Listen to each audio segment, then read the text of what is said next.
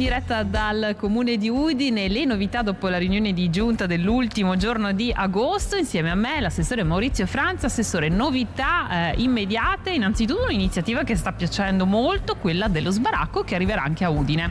Sì, in collaborazione con la Confcommercio e Federmoda regionale, con il suo presidente Alessandro Tolon, organizzeremo sabato 3 settembre la prima edizione di Sbaracco 2022, che sarà una grossa occasione per i commercianti di Udine per poter incrementare i loro affari, visto che verrà dato lo spazio anche antistante alla loro attività commerciale. Sono circa una quarantina i negozi che aderiscono, per poter vendere a prezzi ISPE scontati la loro mercanzia e la loro merce, quindi è una grande occasione per loro, ma anche per i tanti visitatori e turisti che ci auguriamo magari affollino le vie del centro anche con l'occasione di fare un bel acquisto.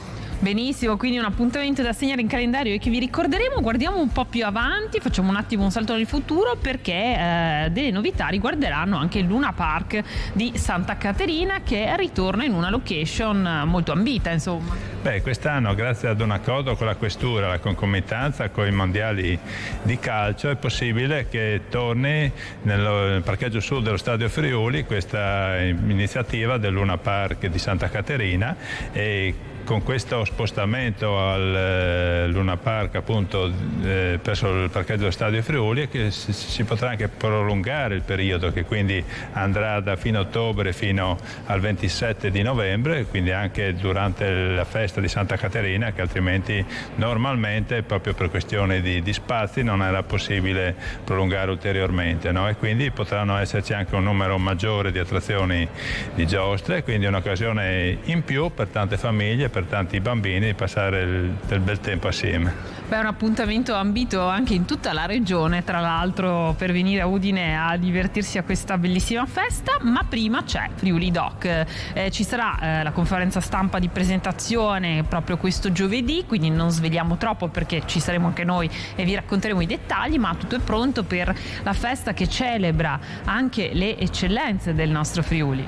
Ormai manca pochissimo, perché giovedì 8 di settembre ci sarà l'inaugurazione di Friuli Doc alle ore 17:30. Quest'anno sarà una grande kermesse, perché diciamo che l'effetto Covid un po' sta attenuando la sua portata, per cui ci saranno meno restrizioni su questo punto di vista, anche se naturalmente le raccomandazioni restano sempre valide, ma soprattutto ci saranno grandi adesioni quest'anno, perché tornano in grande stile le Pro Loco.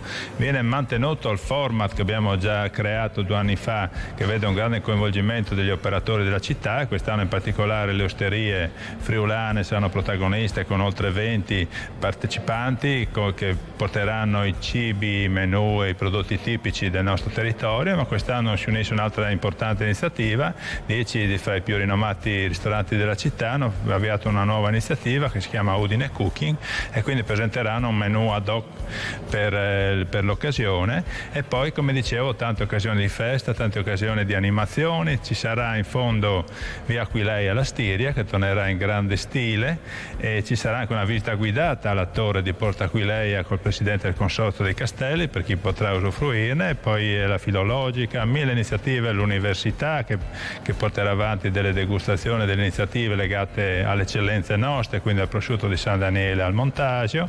E quindi veramente un momento di grande festa di cui tutti abbiamo bisogno, insomma, non solo noi ma i turisti, perché quest'anno abbiamo fatto una grande promozione fuori dal territorio regionale, mantenendo anche lo stesso brand, che è importante, questo tappo di sughero che rappresenta con la scritta non solo Friuli Doc ma anche l'Angelo del Castello, quindi un brand che si sta affermando sempre di più, che ci auguriamo porti moltissimi visitatori nella città di Udine. Benissimo, Assessore, allora noi la ringraziamo, naturalmente ci saremo anche noi e siamo pronti a raccontarvi anche tutti i dettagli. Ci ritroviamo a Friuli Doc, buon lavoro. Grazie, buon lavoro a tutti voi.